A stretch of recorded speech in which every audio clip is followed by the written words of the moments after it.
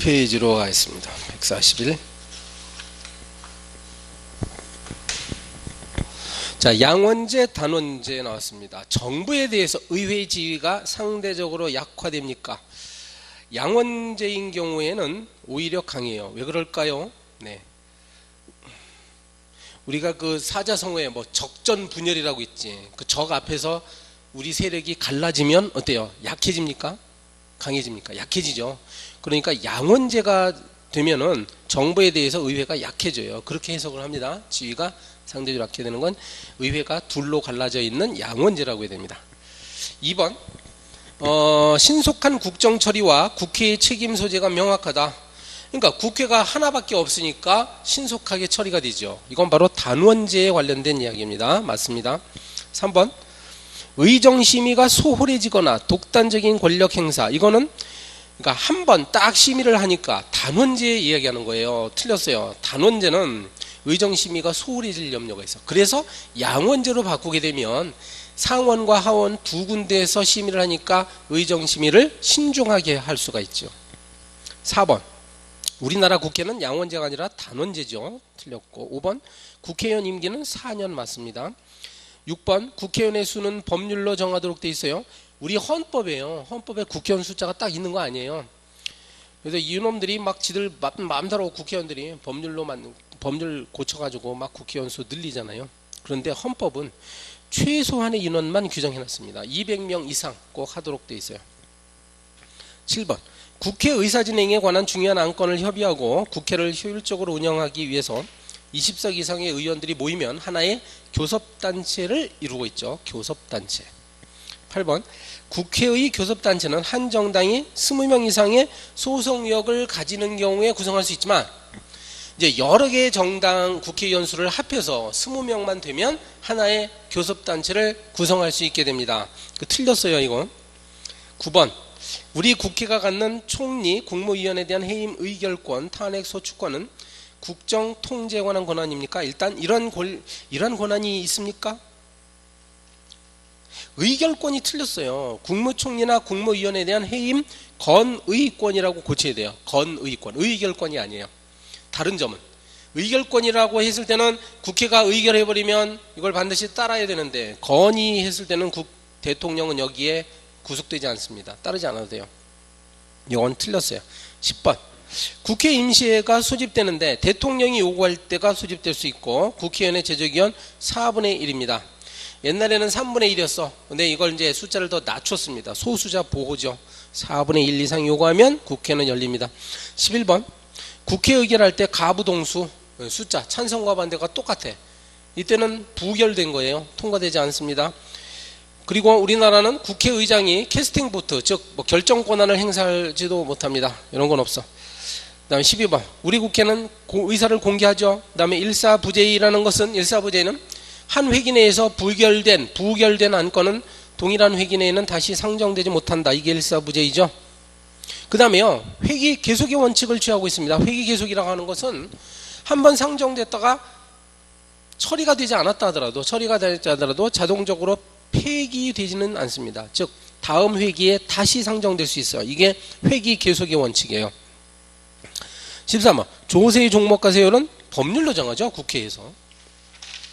14번 헌법에 따르면 정부는 회계연도 개시 90일 전까지죠. 90일 전까지 예산안을 국회에 제출하고 국회는 회계연도 개시 30일 전까지 예산안을 의결해야 됩니다. 15번 국회의원은 국회에서 직무상 행한 발언과 표결에 대해서 국회 내에서 국회 내외가 아니라 내자가 틀렸어요. 국회 외에서 책임을 지지 아니한다. 이래야 됩니다. 내자를 지워야 돼요. 왜 그래요? 국회 외에서는 형사상 민사상 책임을 면하지만 국회 내에서는 징계 책임을 받을 수가 있습니다. 자, 16번 국회의원은 현행범인일 경우에는요 회기 중 일단 이른바 그 불체포 특권이죠. 불체포 특권은 원래 회기 중에는 국회 동의 없이 체포 또는 구금되지 아니하는 게 불체포 특권이야. 다만 현행 범인일 때는 제외입니다. 그러니까 현장에서 붙잡힌 범인인 경우에는 할 수 없어요. 회기 중이라도 체포가 될 수 있습니다. 17번 국회는 총리의 해임을 대통령에게 건의할 수 있어요. 그런데 아까 얘기했듯이 이건 건의권에 불과하니까 대통령은 이에 구속되지 않습니다. 18번 국정감사, 국정조사권, 선전포고, 국군의 해외 파병에 대한 국회가 동의한다. 이러한 권리들은 국회가 국정을 통제하는 성질의 권한이라고 해야지. 네, 틀렸어요. 국가기관 구성에 관여한다. 네, 이런 거는 뭐 헌법재판소 재판관 임명할 때 3명에 대해서 국회가 선출한다. 이런 걸 말하는 거지. 19번. 국회에는 10명입니다. 10명 이상의 법률로서 법률을 발의하며 법률을 개정하려면 일단 법률을 개정하면 소관 상임위의 심사를 거치는 것이 원칙이죠. 그런데 반드시라고 해서 요건 틀린 거로 해야 될 거예요. 반드시가 아니라 국회의장이 직권으로 본회의에 상정하는 경우도 있습니다. 긴급히 처리해야 될 안건인 경우. 그러니까 요건 틀렸어요. 20번. 특별한 규정이 없는 경우 법률은 공포한 날로부터 20일을 경과함으로써 효력이 발생합니다. 암기해야죠. 20일. 여기다 하나 더 알아주죠.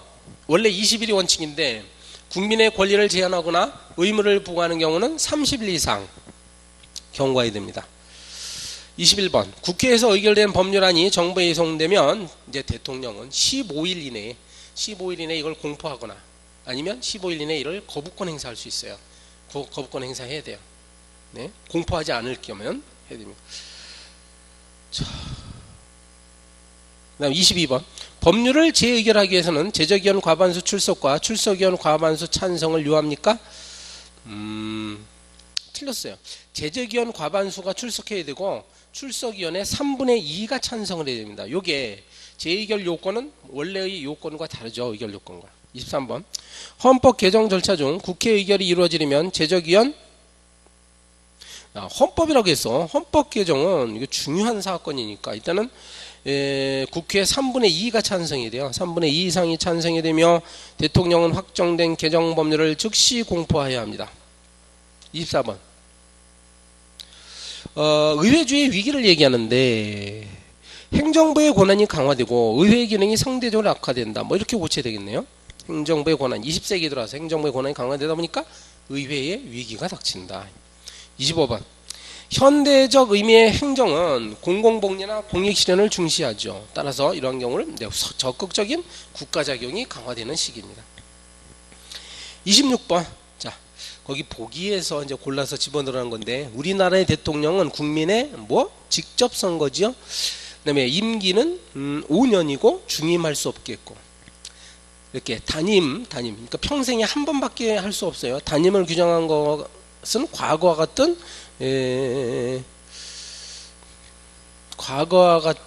연임을 방지하자는 취지지만 연임.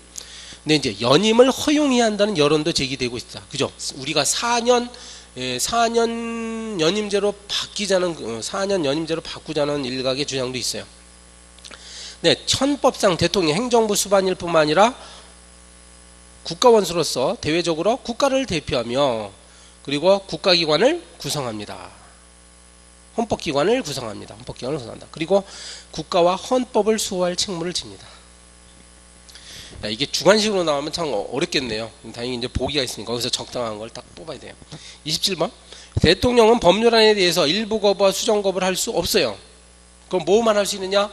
이른바 환부 거부만 할 수 있죠.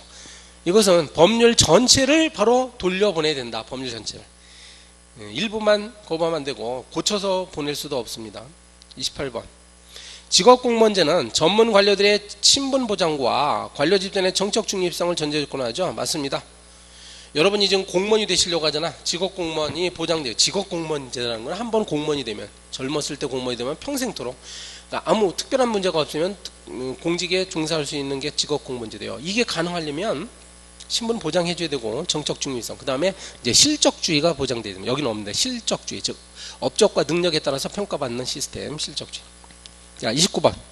국무회의. 자, 대통령이 의장으로 있는 국무회의는 우리 헌법상 보면 대통령이 의장이고 총리가 부의장이고 그 다음에 국무위원이 15명에서 30명 사이에 두도록 돼 있어. 그러니까 30명까지만 두게 되면 최대한 32명까지 되는 거죠. 32명까지. 왜냐하면 대통령과 총리까지니까. 그래서 최대 32명이라고 해야 됩니다. 30번. 행정각부회장, 이걸 장관이라고 부릅니다. 장관은 국무위원 중에서 임명합니다. 그런데 이렇게 하는 이유는 기획과 집행의 유기적인 통일성을 보장합니다. 자, 왜냐하면 기획은 국무회의에서 하고 국무회의에서 집행은 장관이 하니까. 그래서 장관이면서 국무위원 동일한 사람이 이거 두 가지를 겸하도록 한 거예요. 31번 감사원은 대통령 소속 기관인 건 맞는데 직무상 대통령의 지시와 명령에 따르지는 않습니다. 틀렸어요. 32번 대통령은 형사상 특권을 가지죠. 이게 뭡니까? 네, 재직 중에는 내란죄, 외환죄의 경우를 제외하고는 재직 중에는 소추되지 아니합니다. 아니합니다. 형사상 특권. 따라서 퇴직 후에는 소추할 수가 있어요. 임기가 지난 다음에는. 33번 자, 대통령이요 긴급명령 발동합니다. 법률의 효력을 가지는 긴급명령을 먼저 발동하면 국회에 통보해서 국회 승인을 받아야 돼. 국회 승인을 얻지 못하면요 그때부터 효력을 상실합니다. 소급하는 게 아니에요. 그때부터. 34번 국무회의는 행정에 대한 최고 네 여기 말이죠. 의원 영국과 같은 의원 내각제 국가에서는 이게 의결기관이에요. 네. 의결하면 이제 수상은 여기 따라야 되는데 우리나라는 그저 그냥 심의기관에 불과합니다. 따라서 대통령이 요 국무회의의 회의 결과에 따르지 않아도 돼요. 35번 국가안전보장회의와 민주평화통일자문회의는 대통령이 필수적 자문기관이라 틀렸어요. 왜냐면 국가안전보장회의만 필수적 기관이고 민주평통이라고 하는 민주평화통일자문회의는 없어도 됩니다. 사실. 근데 있어요 현재. 36번 국무위원 임명에는 국무총리 제청을 요합니다. 국무총리가 제청하고 대통령이 임명하는 거죠. 37번 대통령령을 발표한다는 것은 대통령이 행정부 수반이기 때문에 발표하는 거예요. 38번 자 대통령의 국법상에는 문서를 써합니다. 그 문서에는 관계 국무위원이 부서를 하도록 했어요. 옆에 사인을 합니다. 네 그리고요 국무총리는 항상 사인합니다. 그래서 관계 국무위원이 자기 소관 업무에 대해서 부서하면 옆에 국무총리는 항상 부서하는 거야. 틀렸어요 이거. 39번 상고사건, 재항고사건, 명령규칙 처분의 위법심사 등을 담당하는 법원은 어디라고? 대법원이에요. 40번 대법원장과 대법관 임기는 6년입니다. 근데요 일반 판사만큼은 10년이에요. 그러니까 좀 임기를 길게 보장해줘요. 41번 대법원장은 중임할 수 없어요. 그런데요 나머지 대법관과 판사들은 뭐 능력만 있으면 연임이 가능합니다. 42번 자 법관 판사 나왔는데 판사들은 이제 일반 공무원과 달리 파면될 수 있는 경우는 두 가지밖에 없어. 그래서 탄핵당하거나 아니면 금고 이상형의 선고를 받거나 하면 파면당합니다. 이게 틀렸는데요 이 문장은 징계처분을 지워야 돼요. 네, 징계처분에 의해서는 파면될 수 없습니다.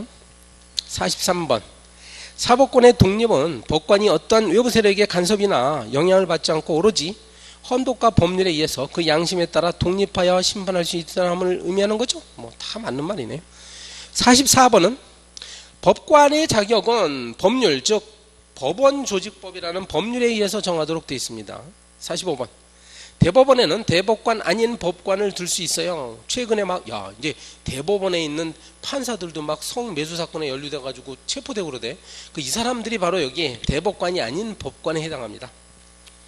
46번 자 선거재판은 두 가지 종류로 나눠져야 돼요. 대법원에서 그냥 1심으로 끝내는 게 하나 있고 그리고 고등법원이 1심이었다가 대법원이 2심으로 가는 2심제짜리가 있죠. 잘 구별해야 되는데 시도지사 선거는 1심제입니다. 시도지사 선거는 대법원에서 한 번에 끝냅니다. 그래서 이거 틀렸어요. 47번은요 제1심 판결에 대하여 불복이 있는 당사자가 상급법원에 상소하는 것은 항소라고 하고요 2심 판결에 불복해서 대법원에 소를 제기하는 것은 상고라고 합니다. 상고. 자 48번 재판은 국민의 자유와 권리를 보장하고 공정을 위해 증거재판주의와 비공개재판주의를 취하고 있습니까? 자 증거재판주의는 맞습니다. 증거에 의해서 재판해야죠. 조선시대처럼 막 고문해가지고 재판하면 안 됩니다. 그런데 비공개가 아니라 공개라고 해야 됩니다. 국민의 알 권리 차원에서 재판의 심의와 심리와 판결은 공개하는 것을 원칙으로 합니다. 공개재판주의. 49번 그런데요 예외적으로 일단 49번은 전체적으로 틀린 문제예요. 틀린 지문이야. 요게 판결이란 말은 지워야 됩니다. 49번에서요. 자, 재판의 심리는요. 안전보장, 안녕질서 방해, 그리고 선량한 풍속을 해야 할 요 세 가지 경우에는 공개하지 아니할 수 있어. 다만 그 경우에도 판결만큼은 반드시 공개하도록 되어 있습니다. 그러니까 틀린 거죠. 50번 행정소송은 2심제입니까? 아니에요. 그러니까 지방법원급인 행정소송 1심에서 하고 그리고 고등법원으로 갔다가 대법원으로 가요. 3심제예요. 엄연히 이것도. 51번 2심제가 적용되는 재판, 아까 그 선거재판 중에 뭐 지방의회 기초의원 선거 같은 경우는 그리고 기초자치단체장 선거 이런 거는 2심제인데, 그리고 이제 특허재판도 있네요. 특허재판도 2심제. 특허법원 한번 하고 대법원으로 갑니다. 나머지 것들은 3심제죠. 52번 명령규칙 처분이야. 명령규칙 처분이에요. 법률이 아닙니다. 명령규칙 처분이 헌법이나 법률을 위반한지 여부가 재판의 전제가 될 때, 자, 요때는 법원에서 심판하는데요. 왜냐하면 법원이 재판을 하는 곳이니까. 재판을 하고 있던 법원이요, 그 재판에 적용되는 명령규칙 처분이 위헌이다 또는 위법이다 여부를 법원이 심사하고, 최종적으로는 대법원이 심사합니다. 53번은 헌법재판소 권한 가운데 공권력의 행사 또는 불행사의 헌법에 이렇게 공권력 이야기가 나오면 이제 헌법소원 바로 나와야 돼요. 헌법소원 심판입니다. 54번 정부는 국무회의의 심의를 거쳐 그 정당의 해산을 어디에다가 헌법재판소에 제소하는 거죠. 그리고 항상 정부, 누가 제소하냐 잘 조심해서 보고, 정부입니다. 국회가 아니라. 55번 탄핵심판은 이번에는 또 정부가 하는 게 아니라 국회예요. 국회에서 어떤 고위공직자를 탄핵소추 의결하며 이것이 헌법재판소가 심판하는 거죠. 탄핵심판. 56번은 위헌정당해산 심판은 누가? 정부가 제소한다고요. 57번 권한쟁의 심판, 헌법소원 심판은 재판관 6인 이상 찬성을 의결합니까? 틀렸어. 네, 헌법재판소 기능 5가지 중에 나머지 다 6명 이상 찬성해야 되는데 한 가지만 다르죠. 권한쟁의 심판은 7명 이상 심리에 참석하고 참여한 재판관 중에 과반수만 찬성하면 됩니다. 58번 국가로부터 독립한 지방정부가 국가의 간섭을 받지 않고 자치를 행하는 법률적인 지방자치를 우리가 단체자치라고 얘기합니다. 예, 독일이나 프랑스의 전통은 바로 단체자치였어. 우리나라도 역시 지방자치단체가 있잖아요. 그래서 단체자치의 전통을 갖습니다. 자, 59번 세종 특별자치시가 있고 제주도 특별자치도가 있죠. 제주. 자, 이거는 광역단체입니다. 광역이에요. 자, 60번 자치단체 규칙은 지방자치단체장이 정하는 거예요. 조례는 지방의회가 만드는 것이고 지방자치단체장이 자기의 권한 행사와 관련해서 정하는 걸 규칙이라고 합니다. 61번 주민투표권의 부의권자는 지방자치단체장이다. 부의권자 맞네요. 예, 61번. 예, 일단 주민투표는 지방자치단체장이 주민투표에 붙일 수 있다라고 돼 있어요. 수 있다. 네, 맞습니다. 62번 지방자치는 최대한 확보되어야 하겠지. 네, 이건 맞는데 국회는 자치단체를 감독할 수 없다. 왜 감독할 수 없어요? 국회가요, 국정감사 제도가 있잖아. 국정감사나 국정조사를 할 때 엄연히 자치단체도 대상으로 할 수 있습니다. 63번 각급 학교 설치 및 관리는 지방자치단체 고유사무에 해당한다. 맞습니다. 175페이지로 가죠.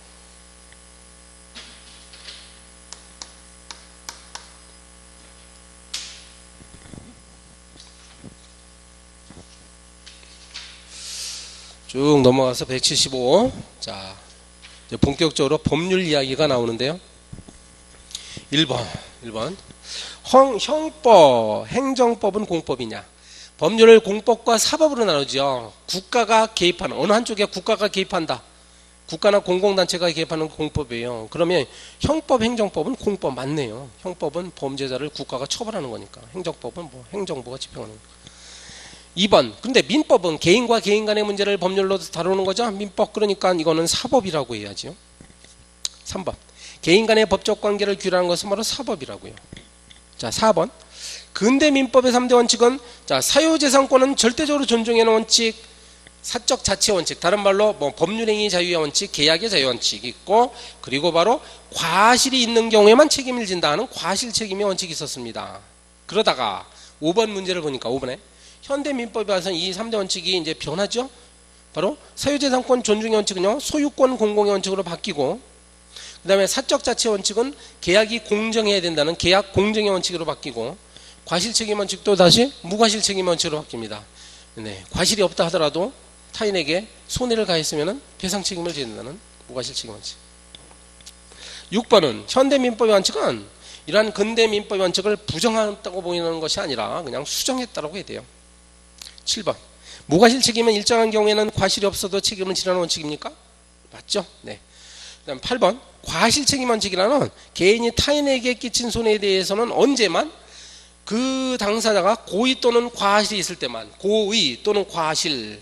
고의라는 것은 결과를 예측할 수 있었을 때 하는 것이고, 그죠? 예측하면서도 하는 게 고의고, 예측할 수 있었음에도 불구하고 주의 의무 태만으로 예측하지 못했을 때를 과실이라고 합니다. 그래서 이 고의 또는 과실이 있을 때만 책임진다 하는 것이 바로 과실 책임 원칙이야.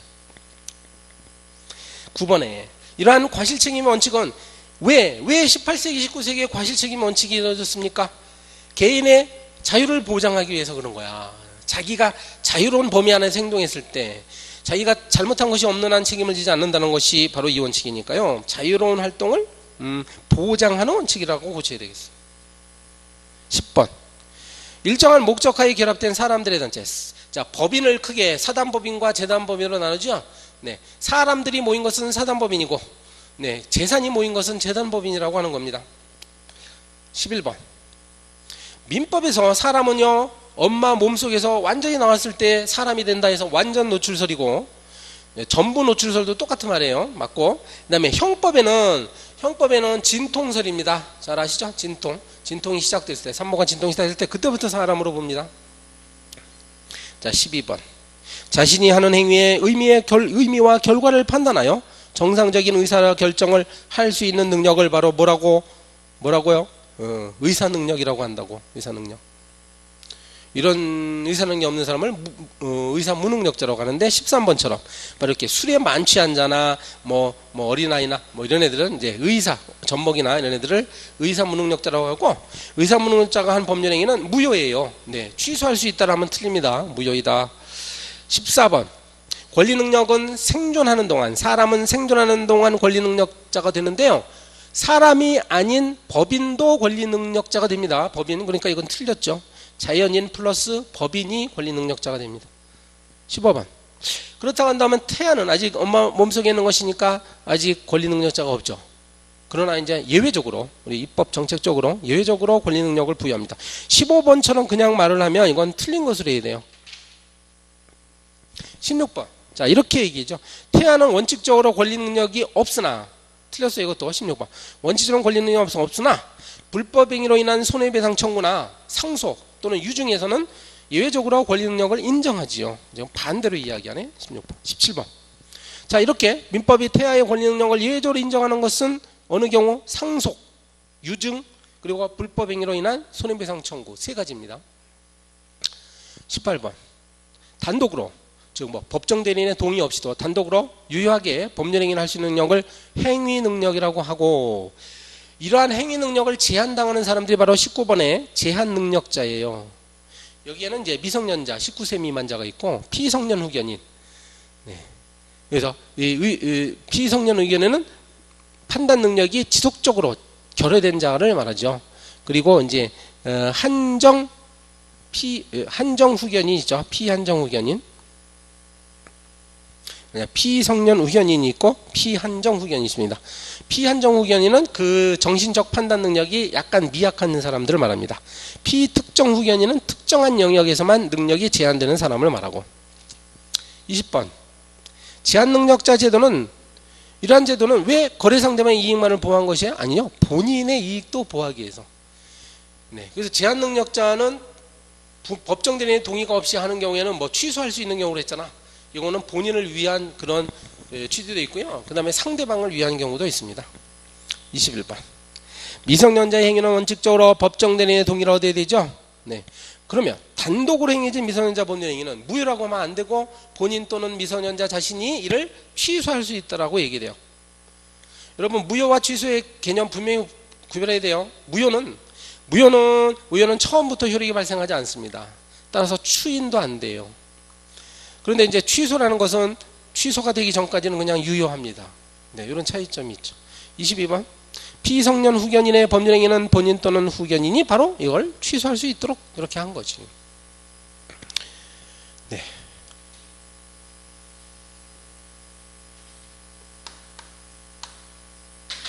(181로) 넘어갑니다. 181.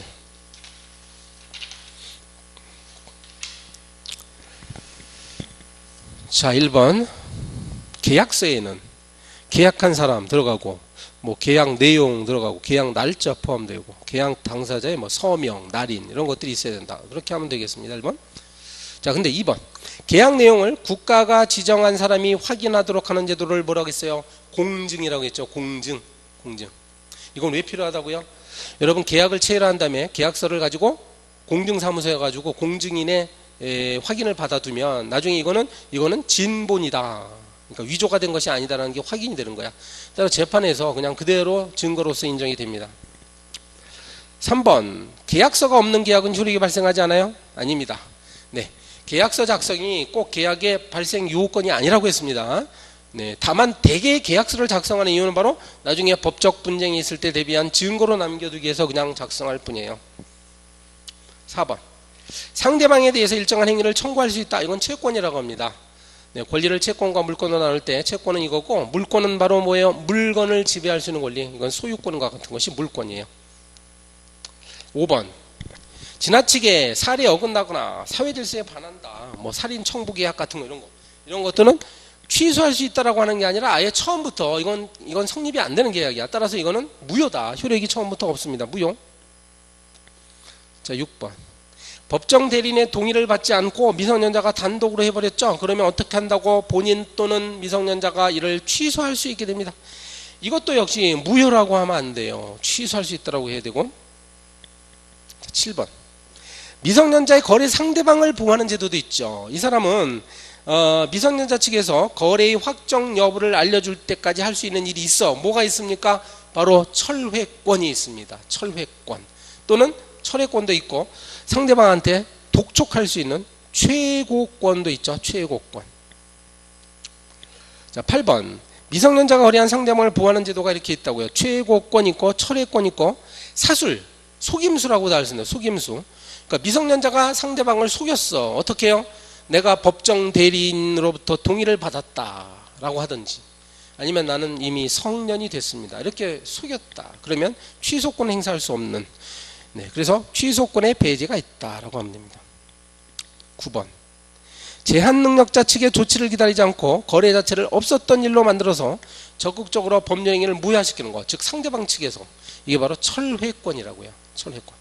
정리하면 미성년자 측에서는 미성년자 측에서는 취소권을 행사할 수 있고 상대방 측에서는 철회권, 최고권을 행사할 수 있습니다. 10번. 미성년자는 어떠한 경우에도 단독으로 법률 행위를 할 수 없습니까? 아니죠. 네. 원칙적으로는 그렇지만 예외적으로는 뭐 처분이 허락된 재산의 처분, 네. 허락된 영업의 행위, 그리고 뭐 성년 의제, 네. 증여만을 받는 행위 이런 것들은 다 가능합니다. 자, 11번 보면 여기 그 문제네요. 단독으로 할 수 있는 걸 찾아봐라. 용돈, 처분이 허락된 재산의 처분이죠. 맞고 임금 청구할 수 있어요. 네. 미성년자가 직접 하는 겁니다. 그 다음에 권리만을 얻는 거 이거 자기한테 유리하니까 가능하죠. 근데 리을은 틀렸네요. 자동차를 구입하는 행위는 자동차가 생기긴 하지만 이 매매대금을 상대방한테 줘야 되는 뭐 의무도 부담하니까 이거만 안 됩니다. 리을은. 12번. 법률상 의무 없이 타인을 위해 그 사물을 관리한다.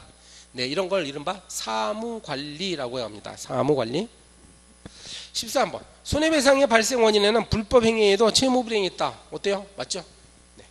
왜? 일단 불법행위를 저지르면 타인에게 손해를 가했으면 당연히 손해배상해 주는 거고 채무, 즉 상대방과 계약한 내용을 계약을 이행하지 않으면 상대방이 그 계약의 내용을 믿고서 어떤 일정한 지출을 했는데 이걸 얻지 못하니까 거기에 따른 네, 손해를 배상해 줘야 돼요. 이자 같은 거 줘야 됩니다. 네, 14번. 고의 또는 과실로 위법하게 타인에게 손해를 주는 행위. 자, 이런 것들을 불법행위라고 부르고 불법행위인 경우에 상대방한테 손해를 배상해 줘야 돼요. 15번. 정신이상자는 불법행위로 인한 손해를 입혔더라도 배상 책임을 지지 않습니까? 네, 맞죠. 왜 그래요? 이게 바로 책임 무능력자이기 때문에 그래요. 책임 무능력자는 이런 배상 책임을 지지 않습니다. 근데 16번에 손해배상에는 재산적 손해뿐만 아니라 정신적 피해도 포함되다. 이것도 맞네요. 재산적 손해, 비재산적 손해 다 포함됩니다. 17번. 불법행위와 손해 발생 사이에 인과관계가 있어야 됩니다. 그러니까 원인과 결과관계가 있어야 돼. 불법행위가 원인으로서 손해가 발생해야 돼요. 이건 틀렸습니다. 18번. 책임 무능력자. 네, 아까 봤듯이 뭐 정신 이상자 아니면 어린이 이런 경우에 그 감독자가 책임져야 됩니다. 그리고 공동 불법행위 책임 등 이런 경우를 이제 특수 불법행위 책임이라고 합니다. 일반이 아니에요. 특수한 불법행위 책임입니다. 그래서 19번에 특수 불법행위 책임이 아닌 거. 자, 사용자가 책임져야 된다. 근로자가 직무상 행위로 피해를 입히면 사용자 책임이 있죠. 기억은 맞고 공동 불법행위 책임 맞아요.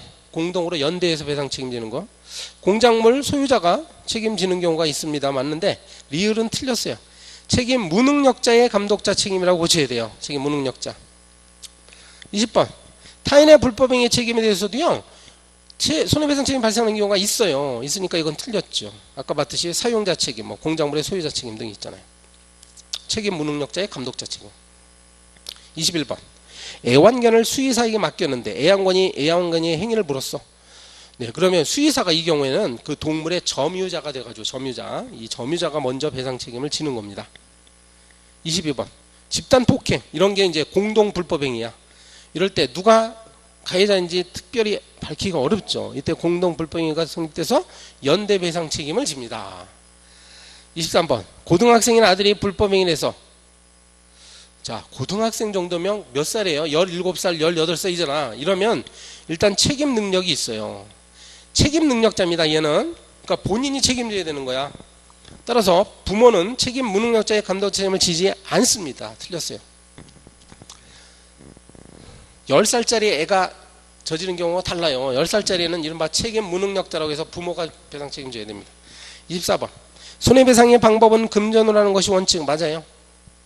그 다음에 25번 손해배상의 경우 소송을 통한 권리구제가 가장 좋은 방법이에요. 뭐 이렇게 말하기는 어렵습니다. 네. 소송이란 거는 이제 그 최후 수단으로 하는 거죠. 그러니까 분쟁이 발생할 때 상호간에 화해하고 서로 양보해서 절충해서 하는 것이 좋고 그렇지 못하면 이제 소송으로 가는 거지. 193페이지로 가시죠. 193.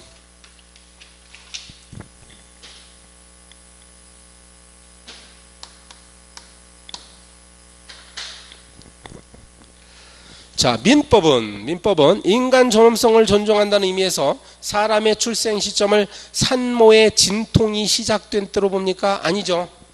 네, 민법에서는 완전 노출설이에요.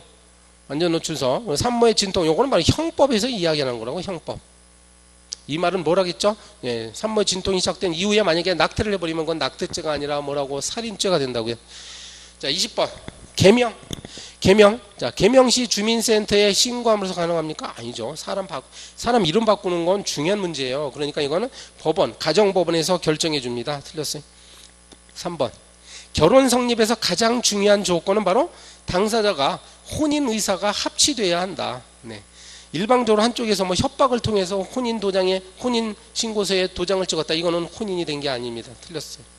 그러니까 3번 문장은 맞는 거예요. 4번. 만 18세 미성년자는 부모의 동의가 있으면 혼인할 수 있다. 네, 맞네요. 우리 민법에 이렇게 되어 있습니다. 일단 18세는 아직 미성년자이기 때문에 부모의 동의는 필요해. 5번 혼인한 미성년자가 민법상으로는 성년자로 간주돼 가지고 거기서부터는 이제 그 법정 대리인 동의 없이 단독적으로 할 수 있죠. 이런 걸 뭐라고 합니까? 성년 의제 제도라고 하지요. 6번 남녀 당사자의 자유로운 의사 합치가 없이 막 혼인 신고를 해버려. 그러면 이거는 처음부터 효력이 발생하지 않는 무효라고 해야 돼요. 뭐 취소할 수 있다면 틀립니다. 왜 그렇다고 했어요? 당사자 의사 합치가 중요한 요건이기 때문에 그렇죠. 7번 결혼으로 인한 법적 효력을 불러봐라. 자, 위자료 청구는 이건 이혼할 때 얘기고요. 일상가사 대리권 나오죠. 일상가사에 있어서는 네, 한 사람이 자동적으로 대리권한을 갖게 된다. 그러니까 이 말은 남편의 대리권 행사 없이도 네, 부인이 일상가사에 대해서는 할 수가 있다. 이거 단독적으로 일상가사 대리권이야. 동거 의무가 있고 부양 의무 있죠. 이것도 맞고 리얼 새로운 친족 관계가 자 인척이 형성됩니다. 사돈 쪽. 그다음에 성년 의제도 일어나죠. 네, 부부별산제로 맞네요. 부부간에는 서로 재산을 별도로 소유하고 관리한다. 부부별산. 그러니까 기억만 틀리고 다 맞습니다. 8번 사실혼과 동거 모두 법적 보호를 받을 수 있느냐? 받을 수 없다. 네, 사실혼은 법적 보호를 받을 수 있어요. 사실혼 같은 경우는 혼인 신고만 하지 않았고 뭐 혼인 의사가 합치되고 부부관계가 형성이 되는 거야. 그래서 이 사실혼은 상속만 받지 않죠. 상속. 그 밖에는 법적 보호를 받아요. 그러나 동거는 안 됩니다. 9번. 재산을 소유, 관리, 처분할 수 있는 권리를 부부가 각자 가진다고 보는 거. 이거를 바로 부부 별산제라고 합니다. 10번. 부부는 일심동체이므로 일심동체라고 말할 수는 할 수 있죠. 근데 부부의 재산은 공동으로 하는 게 아니라 뭐라고요? 원칙적으로는 부부 별산제예요. 별산제.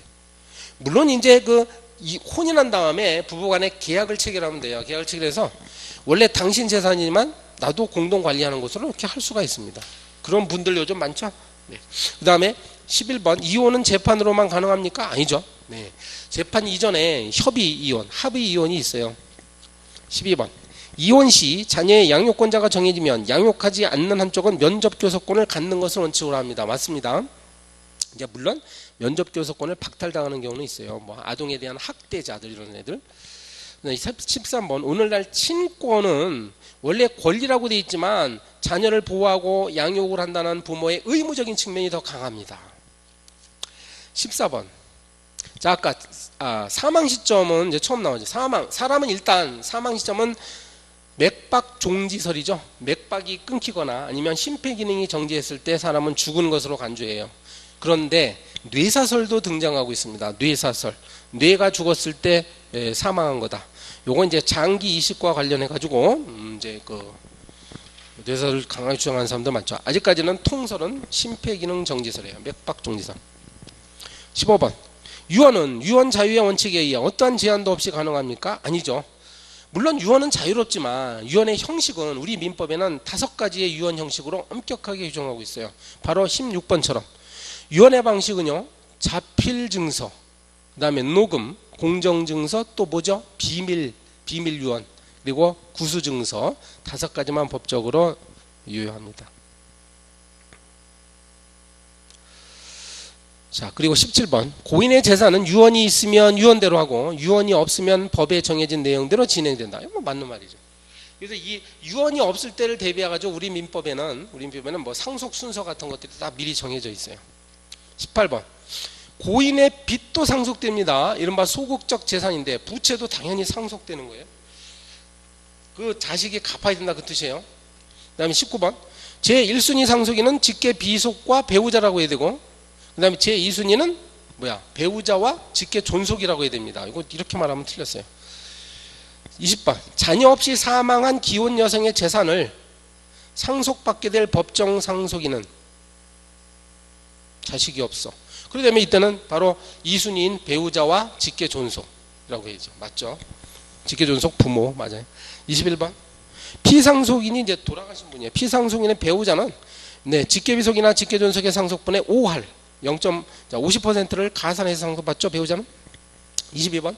고인의 재산 형성에 기여한 상속인, 이른바 기여 상속인은 일정액을 더 받을 수가 있습니다.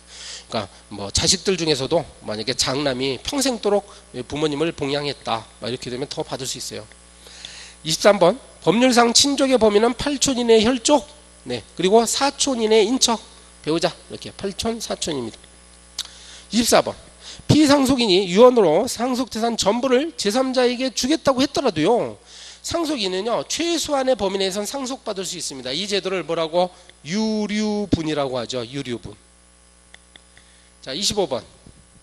부동산과 관련된 권리를 공시하는 문서는 바로 뭐가 있어요? 그걸 뭐라고 하죠? 등기부라고 하죠. 등기부, 부동산 등기부. 그다음 26번. 이렇게 부동산 등기부 표제부, 부동산 등기부는 표제부, 갑구, 을구로 나눠지는데 표제부에는 용도, 구조, 주소 이런 것들이 기재되죠? 맞습니다. 27번은 그러면 소유권 이외의 권리는 을구죠. 을구. 소유권은 갑구, 그 다음에 소유권 이외의 권리는 을구에 기재됩니다. 28번. 부동산 소유자가 집을 담보로 금전을 빌렸는지 여부. 이게 바로 이제 빌린 다음에 저당권 설정 같은 거 하는데 이런 거는 부동산 등기부에 을구를 열어보면 알 수 있어. 왜냐하면 이거는 소유권 이외의 권리이기 때문에 그렇죠. 을구입니다. 29번. 물건을 사실상 지배하고 있다. 내가 지금 마이크를 사실상 지배하고 있어. 나는 마이크의 소유권자 아니에요. 그렇지만 강사로서 사실상 지배하고 있죠. 그러면 이런 경우를 나를 점유권자라고 이렇게 얘기합니다. 점유권입니다. 30번. 담보 물권의 종류. 예, 일단 그 제한 물권은 크게 제한 물권. 그러니까 소유권을 일부 제한하는 제한 물권은 크게 용익 물권과 담보 물권으로 나눠지죠. 그래서 이 담보 물권은 바로 이거 틀렸어요. 요거는 지상권, 지역권, 전세권은 용익 물권이라고 고쳐야 됩니다. 용익 물권은 뭐야? 네, 타인의 물건을 사용할 수 있는 권리죠. 사용하거나 수익할 수 있는 권리예요. 다만 처분할 수는 없습니다. 요건 용익 물권이에요. 31번. 집을 살 때의 절차는요, 집에 대한 조사하고 집주인이 맞는지도 조사해야 되겠고, 매매계약서 작성하고, 계약금 지급하고, 중도금 지급하고, 잔금을 지급하고, 마지막으로 해야 되는 거 등기 이전입니다. 네, 등기 이전을 해야만 소유권을 이전받습니다. 소유권이 넘어가는 거예요. 네, 32번. 집을 살 때 계약을 취소하면 파는 사람이나 사는 사람이나 모두 계약금의 2배를 돌려줘야 됩니까? 아니죠. 계약금을 주었던 사람은 계약금을 포기해야 돼요. 주었던 사람이라 하면 집을 살려고 했던 사람이죠. 집을 사려고 했던 사람은 계약금을 포기해야 되고, 그 다음에 집을 팔려고 했던 사람은 받은 계약금의 2배를 돌려줘야 됩니다. 네, 계약금까지만 지급한 단계에서는요, 이러한 계약금을 돌려주거나 아니 포기하거나 2배를 돌려줌으로써 계약을 해지할 수 있는 권리가 있어. 다만 이제 참고로 사회 과목에서 그런 것까지는 안 나오지만 만약에 중도금까지 지급된 단계에서는 이렇게 할 수가 없습니다. 그 다음에 33번. 집을 살 때 여기 나오네요. 중도금 지급 후에는 요거는 이제 뭐냐면 계약을 취소할 수는 없다. 맞는 거예요. 일단 33번. 그 다음에 34번. 주택임대차 보호법상 대항력. 네, 대항력을 갖추려면 대항력이 뭐죠? 대항력은 이제 그 소유권을 새롭게 이전받은 소유자에게 그 보증금 회수를 보호받을 수 있는 권리를 말하죠. 그럼 이러한 것은 주택이 입주하고 전입신고만 하면 됩니다. 2가지 요건만 있으면 대항력이 생겨요. 확정일자는요, 이른바 우선변제권의 요건이에요. 35번. 임대차에서요, 임대차 기간을 보장해달라 또는 보증금 회수를 보장해달라. 이게 바로 대항력이에요. 이렇게 대항력을 주장하려면요, 주택에 입주하고 전입신고만 이루어지면 된다고요. 36번. 근데 우선 변제권은 선순위 저당권자보다는 늦지만 후순위권자보다는 먼저 변제받을 수 있는 권리를 의미하는데 그걸 우선 변제권이라고는 하죠. 그래서 후순위 담보권자나 일반 채권자보다는 우선해서 변제받을 수 있는 권리가 뭐야? 우선 변제권이에요. 일단 36번은 틀렸습니다. 그런데 37로 보니까 이러한 임대차에서 보증금에 대한 우선 변제권을 가지기 위해서는요, 우선 변제권 이사한 다음에, 그러니까 주택에 입주해야 돼요. 그리고 전입신고를 해야 돼요. 동사무소에다. 그 다음에 읍면동 주민센터에서 임대차 계약서에 확정일자라는 것을 받아야 됩니다. 여기 다른 점이죠. 그러니까 대항력에다가 대항력 성립 요건 플러스 확정일자까지 받아야만 우선 변제권을 가져야 됩니다. 38번. 확정일자를 받게 되면 이 확정일자라는 건 이제 임대차 계약서에만 맞는 거예요. 그래서 등기부에는 기재되지 않습니다. 임대차라는 것은 이제 채권에 불과하기 때문에 기재되는 게 아니야. 39번. 주택 임대차 계약 기간을 1년으로 계약하더라도 2년 동안은 거주할 수 있어요. 맞습니다. 2년이요. 네, 주택 임대차 보호법이 있어가지고 돈이 없는 서민들을 보호해주기 위해서 2년은 보장해줍니다. 최소한 2년이요. 참고로 이제 상가 건물 임대차 보호법상은 최소한 몇 년? 5년입니다. 그건 달라요? 네, 쉬었다가 계속하겠습니다.